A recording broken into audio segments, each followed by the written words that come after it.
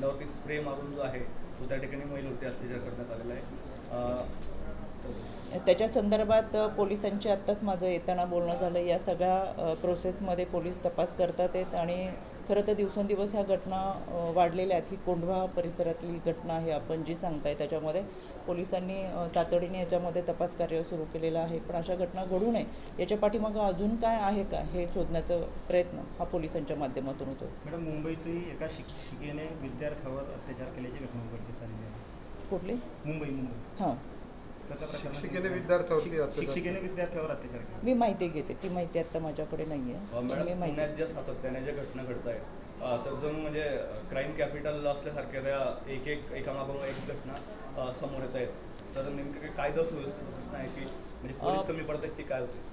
पुणे हे शहर लोकांना व्यवसायाच्या निमित्तानं, शिक्षणाच्या निमित्तानं आणि स्थायिक होण्याच्या निमित्तानं ही खूप चांगल्या पद्धतीने आणि दळणवळणाच्या माध्यमातून सुरक्षित असं असल्यामुळे वाढतं नागरीकरण आणि वस्तीकरण आहे। त्याच्यामुळे संपूर्ण राज्यातून मोठ्या प्रमाणामध्ये विद्यार्थिनी शिक्षणासाठी तर येतातच, पण व्यवसायाच्या निमित्ताने येणाऱ्यांची संख्याही मोठ्या प्रमाणात आहे।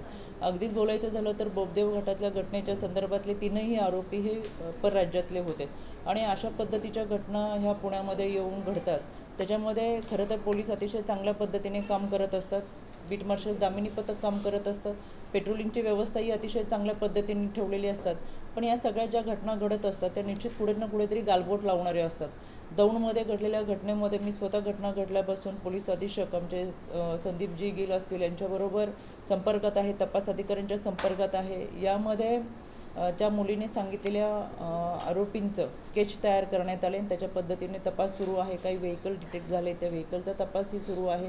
यामध्ये मुलीने स्वतः मेडिकल तपासणी करण्यासाठी नकार दिला, कारण त्यांनी सांगितलं माझ्यावर अत्याचार करण्याचा प्रयत्न केला, अत्याचार झाला नसल्यामुळे माझी मेडिकल तपासणी करू नये।